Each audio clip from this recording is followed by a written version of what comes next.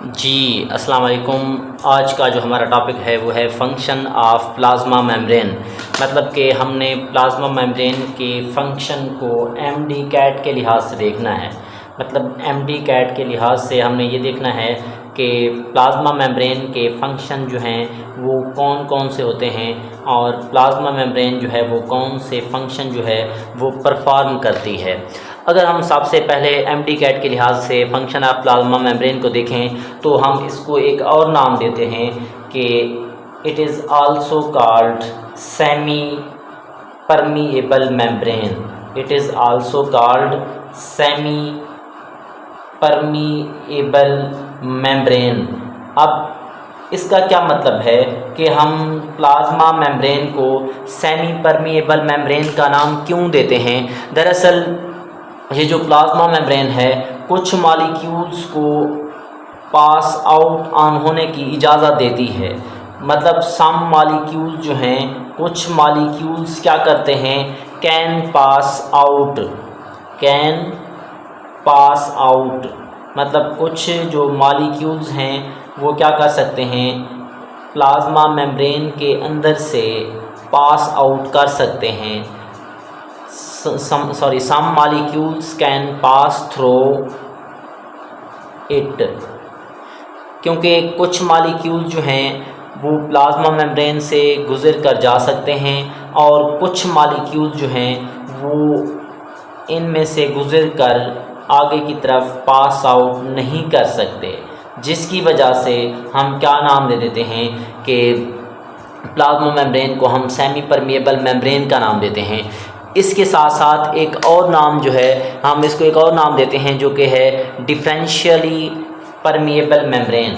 मतलब differentially permeable membrane मतलब ये जो हमारे पास प्लाज्मा मेम्ब्रेन है, इस प्लाज्मा मेम्ब्रेन को हमने सबसे पहले प्लाज्मा मेम्ब्रेन कहा है, उसके बाद हमने इसको सेमी परमिएबल मेम्ब्रेन कहा है, उसके बाद जो है हमने इसको किस चीज़ का नाम दिया हुआ है, differentially permeable membrane. Differentially permeable membrane का क्या मतलब है, डिफरेंशियली मतलब ये फ़र्क करती है। अब इससे क्या मुराद है कि कुछ मॉलिक्यूल जो हैं वो क्या करते हैं, एलोंग द कंसंट्रेशन ग्रेडियंट मतलब मिकदार के फ़र्क के लिहाज से कंसंट्रेशन ग्रेडियंट के साथ साथ वो क्या करते हैं, मूव करते हैं मॉलिक्यूल्स, कहाँ से, परमिएबल मेम्ब्रेन से या प्लाज्मा मेम्ब्रेन से। और इसी के साथ साथ कुछ जो मॉलिक्यूल जो हैं वो क्या करते हैं, अगेंस्ट द कंसंट्रेशन ग्रेडियंट। मतलब कुछ मॉलिक्यूल जो हैं वो along the concentration gradient move करते हैं और कुछ जो हैं वो कंसंट्रेशन ग्रेडियंट के ख़िलाफ़ मूव करते हैं। इसी वजह से हम नाम दे देते हैं it is also called differentially permeable membrane. इसी तरह इसको एक और नाम दिया जा सकता है और वो है सेलेक्टिवली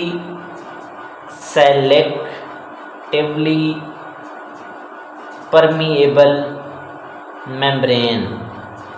मतलब सेलेक्टिवली परमिएबल मेम्ब्रेन, इसका क्या मतलब है कि ये मखसूस मॉलिक्यूल्स को गुज़रने के लिए सेलेक्ट करती है। मतलब ये सेलेक्ट करती है किस चीज़ को, इट सेलेक्ट पार्टिकुलर मखसूस मॉलिक्यूल्स। मतलब ये मखसूस मॉलिक्यूल्स को सेलेक्ट करेगी, उनको आगे की तरफ जाने देगी और कुछ को आगे की तरफ नहीं जाने देगी। इसी वजह से हम क्या नाम दे देते हैं, it is also called selectively permeable membrane. अब इसका मतलब क्या है कि ये होगा कैसे, तो हमने पिछले लेक्चर में देखा था कि जो प्लाज्मा मेम्ब्रेन थी उसके पास दो तरह के प्रोटीन्स मौजूद थी। एक को हमने नाम दिया हुआ था चैनल प्रोटीन का और दूसरी थी हमारे पास कैरियर प्रोटीन। अब ये जो हमारे पास कैरियर प्रोटीन है ये क्या करती है, सिलेक्ट करती है मखसूस मॉलिक्यूल्स को, पार्टिकुलर मॉलिक्यूल्स को अपने अंदर से गुजरने देती है। इसी वजह से इसको हमने क्या नाम दिया हुआ है, सिलेक्टिवली परमिएबल मेम्ब्रेन। इसी तरह अगर हम इसका सबसे पहला फंक्शन देखें तो जो फंक्शन है वो है रेगुलेशन ऑफ मटेरियल। सबसे पहले फंक्शन की अगर हम बात करें तो वो क्या है, रेगुलेशन रेगुलेशन ऑफ मटेरियल, मतलब कि ये मटेरियल को क्या करती है, रेगुलेट करती है। ये इसका सबसे पहला फंक्शन है। अब अगर हम बात करें कि ये रेगुलेशन ऑफ मटेरियल करती कैसे है, तो होता क्या है कि कुछ मॉलिक्यूल्स जो हैं वो इजीली पास आउट हो जाते हैं, कहाँ से, इस मेम्ब्रेन से, और कुछ मॉलिक्यूल्स जो हैं वो पास आउट होने में डिफ़िकल्टी जो है, उनको डिफ़िकल्टी का सामना करना पड़ता है, मुश्किलात का सामना करना पड़ता है। इसी वजह से हम कहते हैं कि ये क्या करती है, रेगुलेशन ऑफ मटेरियल करती है। अगर हम बात करें सबसे पहले कि कुछ मॉलिक्यूल जो हैं या कुछ चीज़ें, सम थिंग्स, मतलब जो कुछ चीज़ें हैं, some things can pass easily, मतलब कुछ चीज़ें जो हैं वो क्या करती हैं, इजीली पास आउट हो जाती हैं इस मेम्ब्रेन से, और कुछ चीज़ें जो हैं वो क्या करती हैं, सम थिंग्स, कुछ चीज़ें जो हैं वो क्या करेंगी, फेस करती हैं किस चीज़ को, फेस डिफ़िकल्टी, उनको मुश्किलात का सामना करना पड़ता है। किस लिए, डिफ़िकल्टी इन पास आउट, मतलब कि कुछ चीज़ों को पास आउट होने के लिए आसानी से मतलब वो गुजर जाती हैं, और कुछ चीज़ें जो हैं वो क्या करती हैं, मुश्किलात का सामना करना पड़ता है उनको गुजरने के लिए। तो सबसे पहले अगर हम बात करें कि कौन सी चीज़ें जो हैं वो ऐसी हैं जो इजीली पास आउट हो सकती हैं, वो मॉलिक्यूल्स जो इजीली पास आउट हो जाते हैं वो कौन से मॉलिक्यूल हैं, उनमें सबसे पहला जो है वो है न्यूट्रल मॉलिक्यूल्स। न्यूट्रल मॉलिक्यूल्स मतलब कि वो मॉलिक्यूल्स जिनके ऊपर कोई भी चार्ज नहीं होता, वो इजीली पास आउट कर जाते हैं, कहाँ से, परमिएबल मेम्ब्रेन से। इसी तरह अगर हम मज़ीद देखें कि स्मॉल मॉलिक्यूल्स, जितने भी छोटे मॉलिक्यूल्स हैं, स्मॉल मॉलिक्यूल्स हैं, वो भी क्या कर सकते हैं, पास आउट हो जाते हैं। इसी तरह अगर हम नेक्स्ट देखें कि वो मॉलिक्यूल्स जो लिपिड्स सोलेबल्स होते हैं, लिपिड्स सोलेबल मॉलिक्यूल्स, मतलब कि लिपिड्स के अंदर जो मॉलिक्यूल्स हल हो जाते हैं वो भी इजीली पास आउट हो जाते हैं, कहाँ से, परमिएबल मेम्ब्रेन से। अगर हम बात करें कि ये जो हमारे पास स्मॉल मॉलिक्यूल्स हैं वो कौन से हैं, तो इनमें हमारे पास जो है गैसेस भी हो सकती हैं, मतलब जितनी भी गैसेस के मॉलिक्यूल्स हैं वो भी आसानी से यहाँ से गुज़र सकते हैं। इसी तरह अगर हम बात करें कि जो वाटर मॉलिक्यूल्स हैं, वाटर मॉलिक्यूल्स भी वो क्या कर सकते हैं, इजीली पास आउट हो जाते हैं, कहाँ से, मेम्ब्रेन से। इसी तरह अगर हम बात करें कि वो मॉलिक्यूल्स जो डिफ़िकल्टी मतलब जिनको मुश्किलात का सामना करना पड़ता है वो कौन से मॉलिक्यूल्स हैं, तो उनकी अगर हम बात करें तो सबसे पहले हमने बताना है कि जितने भी हमारे पास चार्ज्ड मॉलिक्यूल्स होंगे, ऐसे मॉलिक्यूल्स जिन पर कोई भी क्या होगा, चार्ज मौजूद होगा, तो वो मॉलिक्यूल्स क्या करेंगे, वो यहाँ से इजीली पास आउट नहीं हो सकते। जितने भी क्या होंगे, चार्ज्ड मॉलिक्यूल्स होंगे, मतलब वो मॉलिक्यूल्स जिन पर चार्ज होगा वो भी इजीली पास आउट नहीं हो सकते। इसी तरह वहाँ पे हमने स्मॉल मॉलिक्यूल्स लिखे हुए थे, यहाँ पे जितने भी हमारे पास क्या होंगे, लार्ज मॉलिक्यूल्स होंगे, वो भी आसानी से पास आउट नहीं हो सकते। इसके साथ साथ जितने भी लिपिड्स इनसॉल्युबल, मतलब कि वो मॉलिक्यूल्स जो लिपिड्स के अंदर हल नहीं हो सकते, वो भी इजीली पास आउट नहीं हो सकते। इन मॉलिक्यूल्स को जो है वो क्या करना पड़ता है, जो है डिफ़िकल्टी का सामना करना पड़ता है पास आउट होने के लिए। तो अब हम बात करें कि ये वाले जितने भी मॉलिक्यूल्स हैं, चार्ज्ड मॉलिक्यूल्स हैं, इनको हम क्या नाम दे देते हैं, ये जो हैं ये पोलर होते हैं। ये क्या होते हैं, पोलर मॉलिक्यूल्स होते हैं। और इनकी अगर हम बात करें ये क्या होते हैं, नॉन पोलर होते हैं। अब अगर हम देखें कि ये मॉलिक्यूल्स जो हैं वो इनको मुश्किलात का सामना क्यों करना पड़ता है, तो हमारे पास क्या होगा कि हमने पिछले लेक्चर में पढ़ा था कि ये जो हमारे पास हेड है फास्फोलिपिड का, ये जो हमारे पास हेड है किस चीज़ का, फास्फोलिपिड का, ये जो हमारे पास हेड है, ये हेड क्या करता है, ये हाइड्रोफिलिक होता है, हाइड्रोफिलिक। अब ये जो हाइड्रोफिलिक हेड है ये क्या करता है, ये रिपल्शन पैदा करता है किस चीज़ के दरमियान, इन चार्जेस मॉलिक्यूल्स के ख़िलाफ़ कौन, ये जो हेड होगा किस, जिसको हमने क्या नाम दिया हुआ है, हाइड्रोफिलिक हेड का। अब ये जो हाइड्रोफिलिक हेड है ये क्या करता है, रिपल्शन काज करता है। क्या करता है, रिपल्शन काज करता है। अब रिपल्शन किसके खिलाफ, इन मालिक्यूल्स के खिलाफ, जिसकी वजह से ये इजीली जो है वो यहाँ से पास आउट नहीं हो सकते। ये हमारे पास फंक्शन था जिसको हमने क्या नाम दिया हुआ है, रेगुलेशन ऑफ मटेरियल। अब अगर हम इसके नेक्स्ट फंक्शन की बात करें, दूसरे फंक्शन की जो है हम बात करें, तो दूसरा फंक्शन है ट्रांसपोर्ट। दूसरा फंक्शन क्या है, ट्रांसपोर्ट। मतलब ये क्या करता है, ट्रांसपोर्ट ऑफ मटेरियल करता है। मतलब सेल की जो मेम्ब्रेन है, जिसको हमने परमिएबल मेम्ब्रेन का नाम दिया हुआ है या प्लाज्मा मेम्ब्रेन का नाम दिया हुआ है, ये क्या करती है, ट्रांसपोर्ट करती है। अब हमने ट्रांसपोर्ट के अंदर मैकेनिज़्म देखना है, उसके बाद कंसंट्रेशन देखेंगे, उसके बाद जो हमने किस चीज़ को देखना है, एनर्जी को। मतलब ट्रांसपोर्ट के अंदर हम सबसे पहले बात करेंगे किस चीज़ की, मैकेनिज़्म की, कि मैकेनिज़्म या तरीक़ाकार कौन सा है। उसके बाद ये देखेंगे कि उसकी कंसंट्रेशन के लिहाज से जो है वो मूवमेंट कैसी है, कंसंट्रेशन के लिहाज से मूवमेंट देखेंगे कि वो हायर से लोअर है या लोअर से हायर है। इसके बाद हमने देखना है कि इस प्रोसेस के अंदर जो है एनर्जी इस्तेमाल होती है कि नहीं होती। तो सबसे पहला जो प्रोसेस है या सबसे पहला मैकेनिज़्म है, अगर हम उसकी बात करें तो उस मैकेनिज़्म को हमने नाम दिया हुआ है पैसिव ट्रांसपोर्ट। हमने उसको क्या नाम दिया हुआ है, पैसिव ट्रांसपोर्ट। अब जो हमारे पास सबसे पहले जो हमें पढ़ना है वो क्या है, वो है पैसिव ट्रांसपोर्ट। मतलब पहला मैकेनिज़्म जो होगा वो क्या है, पैसिव ट्रांसपोर्ट। अब जो हमारे पास पैसिव ट्रांसपोर्ट है, पैसिव ट्रांसपोर्ट में जो मूवमेंट होती है मॉलिक्यूल्स की वो क्या होती है, हायर से लोअर। मतलब मॉलिक्यूल्स के अंदर जो मॉलिक्यूल्स की मूवमेंट हो रही है या जो मूवमेंट जो है वो ट्रांसपोर्ट हो रही है मॉलिक्यूल्स की, वो क्या होती है, हमेशा हायर से लोअर होती है। अब हायर से लोअर की तरफ जा रही है तो इसको हम क्या नाम दे देते हैं, they are also called downward movement.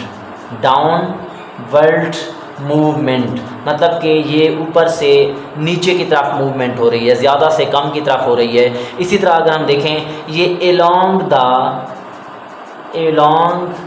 The gradient, along the gradient, ये मिकदार के लिहाज से जो है ज़्यादा से कम की तरफ जा रही है। मतलब मुखालिफ सिमत में नहीं है, अगेंस्ट नहीं है। इसी वजह से हम कहते हैं कि यहाँ पे जो मॉलिक्यूल्स मूव करेंगे वो हायर से लोअर की तरफ करेंगे, डाउनवर्ड होगी, एलोंग द कंसंट्रेशन ग्रेडियंट होगी। इसी वजह से यहाँ पे जो एनर्जी है वो इस्तेमाल नहीं होती, मतलब कि एनर्जी का इस्तेमाल यहाँ पर नहीं होता। इसी तरह अगर हम बात करें कि जो हमारे पास पैसिव ट्रांसपोर्ट है, ये जो हमारे पास पैसिव ट्रांसपोर्ट है, पैसिव ट्रांसपोर्ट के अंदर जो है इसके अंदर दो टाइप्स आती हैं। एक को हम नाम दे देते हैं, they are also called diffusion. मतलब जो पहली टाइप है उसको हमने नाम दिया हुआ है डिफ्यूजन का, और दूसरी टाइप जो है उसको हमने नाम दिया हुआ है ऑस्मोसिस का। दूसरी क्या चीज़ है, ऑस्मोसिस। अब हम सबसे पहले बात करते हैं कि डिफ्यूजन में क्या होगा, उसके बाद जो है ऑस्मोसिस में क्या होगा। अब ये जो डिफ्यूजन है, डिफ्यूजन के अंदर भी हम क्या करते हैं, हायर से लोअर की तरफ जाते हैं, मतलब हायर टू लोअर की तरफ जाएंगे। इसी तरह ये भी क्या होगी, एलोंग द कंसंट्रेशन ग्रेडियंट होगी, और ये भी क्या होगी, डाउनवर्ड होगी। अब इसी वजह से यहाँ पर भी एनर्जी का इस्तेमाल नहीं होता। लेकिन अगर हम बात करें किस चीज़ की, ऑस्मोसिस की, तो ऑस्मोसिस में भी क्या होता है कि हायर टू लोअर, मतलब कि हायर टू लोअर की तरफ जाएंगे। इस तरह हमारे पास क्या होगी, डाउनवर्ड मूवमेंट होगी, डाउनवर्ड जो है वो मॉलिक्यूल्स मूव करके जाएंगे। इसी तरह ये भी क्या होगी, अलोंग द कंसंट्रेशन ग्रेडियंट होगी।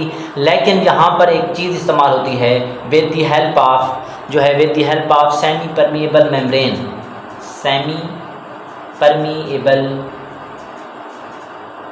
मेम्ब्रेन मतलब कि परमिएबल मेम्ब्रेन से गुजर कर अगर मॉलिक्यूल्स जो हैं वो ज़्यादा से कम की तरफ जा रहे हैं तो उसको हम क्या नाम दे देते हैं, ऑस्मोसिस का। अब यहाँ पर भी कोई भी एनर्जी इस्तेमाल नहीं होती। लेकिन इसके बाद एक और ट्रांसपोर्ट है जिसको हमने नाम देना है किस चीज़ का, एक्टिव ट्रांसपोर्ट का, जिसको हमने नाम देना है एक्टिव ट्रांसपोर्ट। पहली हमारे पास थी पैसिव ट्रांसपोर्ट, दूसरी क्या है, एक्टिव ट्रांसपोर्ट है। अब हम अगर सबसे पहले बात करें कि हमारे पास एक्टिव ट्रांसपोर्ट क्या होती है, तो एक्टिव ट्रांसपोर्ट में जो है इसका हम जो है मैकेनिज़्म में एक्टिव ट्रांसपोर्ट थी उसकी अगर हम कंसंट्रेशन की बात करें तो यहाँ पर जो कंसंट्रेशन की बात करेंगे तो ये क्या होगी, lower to higher, lower to higher, मतलब कि यहाँ पे हम उलट जा रहे हैं, वहाँ पे डाउनवर्ड थी, यहाँ पे क्या होगी, अपवर्ड होगी। इसको हम अप हिल मूवमेंट भी कहते हैं, इसको हम क्या नाम देते हैं, अप हिल मूवमेंट या अपवर्ड मूवमेंट का भी नाम दे देते हैं। इसी तरह ये जो हमारे पास थी वो क्या थी, अलोंग द कंसंट्रेशन ग्रेडियंट थी, ये क्या होती है, अगेंस्ट द ग्रेडियंट, मतलब अगेंस्ट द कंसंट्रेशन ग्रेडियंट, ये मिकदार के फ़र्क के लिहाज से क्या होगी, उसके उलट काम करती है। अब यहाँ पे हमारे पास एनर्जी इस्तेमाल नहीं हुई थी, यहाँ पे एनर्जी का इस्तेमाल जो है वो लाजमी होता है, इसी वजह से इसको हम क्या नाम दे देते हैं, it is also called active transport. अब जो एक्टिव ट्रांसपोर्ट है इसकी मज़ीद दो टाइप्स होती हैं, मतलब एक्टिव ट्रांसपोर्ट की भी दो टाइप्स होती हैं। अगर हम बात करें, सबसे पहले है direct active transport, direct active transport, उसके बाद नेक्स्ट जो है वो है इनडायरेक्ट एक्टिव ट्रांसपोर्ट। पहली क्या है, डायरेक्ट एक्टिव ट्रांसपोर्ट और दूसरी क्या है, इनडायरेक्ट एक्टिव ट्रांसपोर्ट। अब अगर हम सबसे पहले बात करें डायरेक्ट एक्टिव ट्रांसपोर्ट की, तो डायरेक्ट एक्टिव ट्रांसपोर्ट में हमेशा ये बात लाजमी ज़हन में रखनी है कि यहाँ पे हमेशा एनर्जी इस्तेमाल होती है इन दी फॉर्म ऑफ ATP। अगर ATP डायरेक्ट इस्तेमाल हो रही है तो वो क्या है, डायरेक्ट एक्टिव ट्रांसपोर्ट है। अगर एक्टिव ट्रांसपोर्ट के अंदर ATP इस्तेमाल नहीं हो रही, अदर देन ATP, मतलब ATP के अलावा जितनी भी एनर्जी है वो अगर इस्तेमाल हो रही है, वो अगर यूज़ हो रही है, तो उसको हम क्या नाम दे देते हैं, इनडायरेक्ट। अब इसमें क्या हो सकता है कि ATP के अलावा FADH2 हो सकता है, मतलब कि FADH2 इस्तेमाल हो सकती है। इसी तरह NADH2 भी क्या हो सकती है, इस्तेमाल हो सकती है। इसी तरह GTP वगैरह भी क्या हो सकती हैं, इस्तेमाल हो सकती हैं। अगर ATP के अलावा ये चीज़ें इस्तेमाल होंगी तो वो इनडायरेक्ट है, अगर ATP इस्तेमाल हो रही है तो वो क्या है, डायरेक्ट एक्टिव ट्रांसपोर्ट है। इसी तरह अगर हम मज़ीद बात करें कि हमारे पास ये जो ट्रांसपोर्ट है, ट्रांसपोर्ट के अंदर कुछ मालिक्यूल जो है वो इस तरह से मूव करते हैं कि उनके पास पैसिव ट्रांसपोर्ट भी जो है वो मौजूद होती है। पैसिव ट्रांसपोर्ट के साथ साथ जो है एक्टिव ट्रांसपोर्ट भी क्या पाई जाती है, मौजूद होती है। तो इनके पास जो है मूवमेंट जो है वो कैसे होती है, हमने अगर इस चीज़ को हम अगर इस लिहाज से इसको देखें तो हमारे पास एक और प्रोसेस इस्तेमाल होता है, उसको हम नाम दे देते हैं फैसिलिटेटेड कैरियर ट्रांसपोर्ट। फैसिलिटेटेड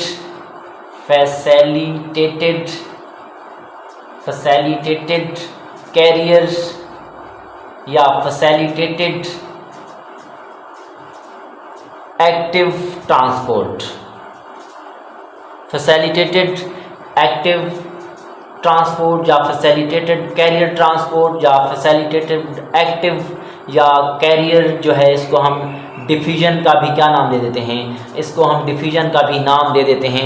अब इसमें क्या होता है कि मूवमेंट जो है वो मॉलिक्यूल्स की होती है, मूवमेंट जो है वो क्या होगी, लोअर टू हायर होगी।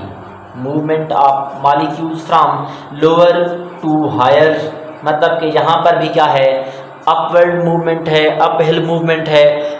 इस तरह हमारे पास जो है, मतलब अगर मैं बात करता जाऊँ कि इस मूवमेंट के अंदर क्या होगी, अप हिल मूवमेंट होगी मॉलिक्यूल्स की। अब मॉलिक्यूल्स की अप हिल मूवमेंट के साथ साथ अगर हम बात करें अगेंस्ट जो है ग्रेडियंट है, अगेंस्ट द ग्रेडियंट मतलब फ़र्क के ख़िलाफ़ होगी। इसी तरह अगर हम बात करें तो इसके अंदर यहाँ पर भी क्या होती है, एनर्जी जो है वो यूज़ होती है, मतलब यहाँ पर भी क्या होती है, एनर्जी जो है वो यूज़ होती रहती है। तो यहाँ पे अगर हम बात करें कि हमने इसको फैसिलिटेटेड कैरियर या एक्टिव ट्रांसपोर्ट या डिफ्यूजन का नाम क्यों दिया है, क्योंकि यहाँ पर लोअर टू हायर जो है मूवमेंट है, अपहिल मूवमेंट है, अगेंस्ट द ग्रेडियंट है, एनर्जी भी इस्तेमाल हो रही है। लेकिन यहाँ पे एक और चीज़ इस्तेमाल होती है, उसको हम क्या नाम दे देते हैं, through carrier protein. Through carrier protein. अब कैरियर प्रोटीन जो है यहाँ पे इस्तेमाल होती है, इसी वजह से कैरियर प्रोटीन भी इस्तेमाल हो रही है, एनर्जी भी इस्तेमाल हो रही है, इसी वजह से हम क्या नाम दे देते हैं, it is also called as facilitated carrier या एक्टिव ट्रांसपोर्ट या डिफीजन। इसी तरह हम बात करें कि एक और चीज़ इस्तेमाल होती है, उसको हमने क्या नाम दिया हुआ है, फैसिलिटेटेड डिफीजन का। Facilitated diffusion, facilitated diffusion. अब अगर हम बात करें कि हम फैसिलिटेटेड डिफीजन जो है इसमें क्या होता है, तो फैसिलिटेटेड डिफीजन के अंदर मॉलिक्यूल्स ने मूवमेंट करनी है higher to lower, higher to lower. मतलब यहाँ पे मॉलिक्यूल जो है वो हायर टू लोअर जो है मूवमेंट करते हैं। इसी तरह यहाँ पर जो है अगेंस्ट द कंसंट्रेशन ग्रेडियंट नहीं होता, अलोंग द कंसंट्रेशन ग्रेडियंट होता है। और जो है डाउनवर्ड मूवमेंट है, एटीपी या एनर्जी भी इस्तेमाल नहीं हो रही। लेकिन हमने इसको फैसिलिटेटेड क्यों कहा हुआ है, सिर्फ डिफीजन क्यों नहीं कहा, क्योंकि इसके अंदर एक चीज़ इस्तेमाल होती है जिसको हम क्या नाम दे देते हैं, they are called carrier protein. क्योंकि यहाँ पे जो है कैरियर प्रोटीन जो है वो फैसिलिटेट कर रही होती है, इसी वजह से इस तरह के मूवमेंट को हम क्या नाम दे देते हैं, फैसिलिटेटिव डिफीजन। इसी तरह जो है अगर हम नेक्स्ट की बात करें, नेक्स्ट फंक्शन की बात करें, तो वो है हमारे पास जो है अगर हम मूवमेंट जो मॉलिक्यूल्स हैं वो उनको सेल जो है निकल रहा है या बाहर खारिज कर रहा है, मतलब कि bulk of material, bulk of material, मतलब कि मटेरियल को जो है एक बहुत बड़ी मिकदार में सेल जो है वो क्या करता है, ट्रांसपोर्ट करता है, बुल्क ऑफ मटेरियल ट्रांसपोर्ट। अब जो बुल्क ऑफ मटेरियल ट्रांसपोर्ट है इसमें क्या होता है कि इसकी दो टाइप्स होती हैं, एक को हम नाम दे देते हैं, they are called endocytosis, endocytosis. इसी तरह दूसरी हमारे पास होती है एक्सोसाइटोसिस, एंडोसाइटोसिस और एक्सोसाइटोसिस। अब ये जो हमारे पास एंडोसाइटोसिस है, एंडोसाइटोसिस में क्या होता है कि यहाँ पे इनसाइड द सेल, सेल जो है क्या करेगा, मॉलिक्यूल्स को निगल लेगा अपनी तरफ, इनसाइड द सेल, सेल के अंदर की तरफ। यहाँ पे क्या करेगा, outside of the cell, outside of the cell, मतलब कि सेल जो है वो रिमूव कर देता है मॉलिक्यूल्स को। अब जो एंडोसाइटोसिस है इसको हम इनगल्फ एक्टिविटी भी कह सकते हैं। क्या नाम देते हैं, इनगल्फ एक्टिविटी। एक्सोसाइटोसिस को हम क्या नाम दे देते हैं, वोमेटिंग एक्टिविटी। मतलब इसमें सेल निकल रहा है, इसमें क्या कर रहा है, बाहर खारिज कर रहा है। इसी तरह अब ये जो एंडोसाइटोसिस है या एक्सोसाइटोसिस है, इसमें होगा क्या कि सेल क्या करेगा, सेल मेम्ब्रेन को इनफोल्ड करेगा। क्या करेगा, इनफोल्डिंग ऑफ सेल मेम्ब्रेन, मतलब कि सेल मेम्ब्रेन को इनफोल्ड कर देता है और अंदर ले जाता है किस चीज़ को, मॉलिक्यूल्स को। यहाँ पे क्या करता है, सेल मेम्ब्रेन को आउटफोल्ड करता है। वहाँ पे जो था वो इनफोल्डिंग उसने की थी, यहाँ पे वो क्या कर रहा है, आउटफोल्ड कर रहा है। इसी तरह हम एंडोसाइटोसिस की बात करें तो इसकी मज़ीद दो टाइप्स होती हैं, मतलब कि सेल ने लिक्विड मटेरियल को भी लेकर जाना है और सॉलिड मटेरियल को भी लेकर जाना है। अगर सेल जो है वो सॉलिड मटेरियल को लेकर जा रहा है तो उसको हम क्या नाम दे देते हैं, फैगोसाइटोसिस का। इसी तरह अगर वो लिक्विड मटेरियल को अपनी तरफ लेकर जा रहा है तो उसको हम क्या नाम देते हैं, पेनोसाइटोसिस का। अब फैगोसाइटोसिस में क्या होगा, यहाँ पे ट्रांसपोर्ट करता है किस चीज़ के, इनगल्फ कर लेता है किस चीज़ को, सॉलिड पार्टिकल्स को।